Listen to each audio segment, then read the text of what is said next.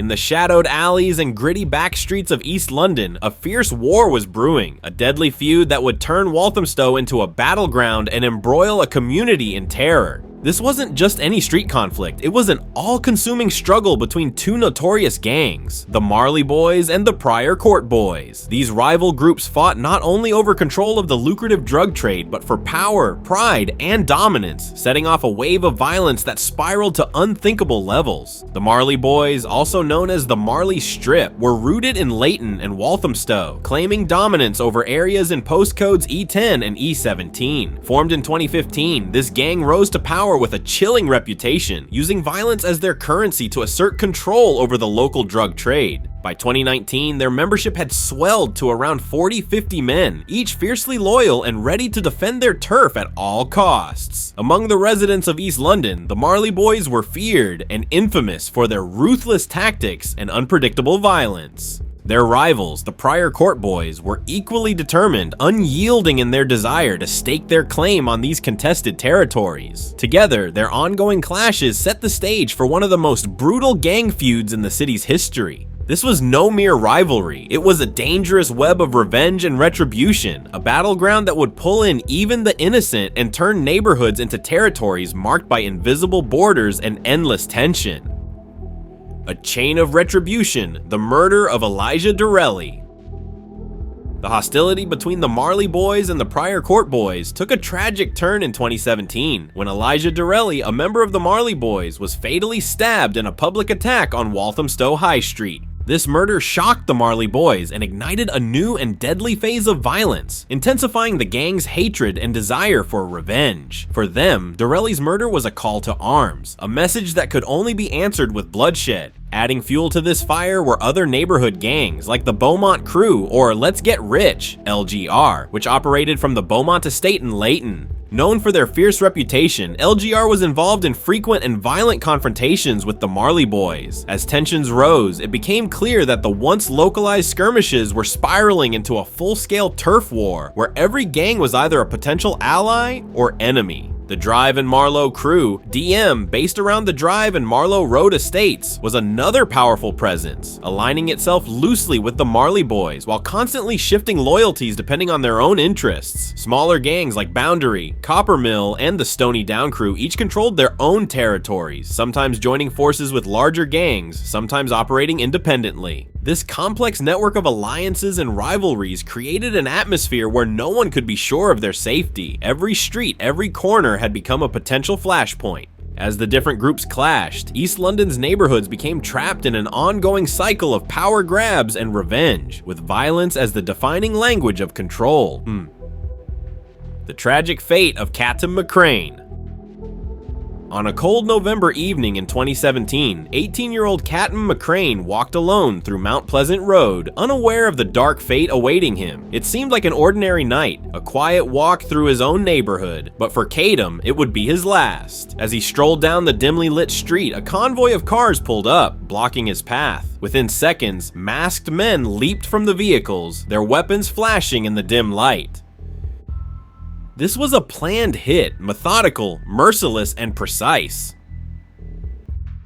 In moments, the night transformed into chaos. Catum tried to run, but his attackers closed in too quickly. They moved with military precision, each person assigned a role, and in a brutal flurry of violence, a blade pierced Catum's abdomen, leaving him bleeding out on the cold pavement. Neighbors, drawn out by the sounds of commotion, found him clinging to life, but 4 days later, Catum was gone, another young life extinguished by the relentless cycle of gang violence. For the Marley Boys and their rivals, Catum's death wasn't just another statistic, it was a clear, vicious statement of revenge. His killing marked a turning point in the war, plunging Walthamstow into an era of violence unlike anything the community had seen. With every act of retaliation, the streets of East London grew darker, each corner a potential site of the next attack. A community terrorized, a city held hostage by fear. As the body count grew, East London's once bustling streets turned into areas haunted by constant danger. Shootings, stabbings, and drive-by attacks started happening in broad daylight, with gang members brazenly settling scores on public streets. For residents, even crossing into the wrong neighborhood meant risking a fatal encounter. Many lived in fear, watching as their once familiar streets transformed into a war zone. In an attempt to curb the violence, law enforcement launched Operation Scepter to address knife crime and gang activity. Increased patrols, community outreach programs, and educational initiatives aimed at deterring youth from joining gangs were rolled out. However, the drive for vengeance ran deep among the gang members. Despite the police's efforts, each new act of violence only stoked the flames of rivalry and hatred. In the summer of 2017, the ongoing feud claimed more lives. With tensions reaching a fever pitch, both the Marley Boys and their rivals stayed on high alert, armed and prepared for the next clash. Joseph Williams. Torres, an innocent life cut short.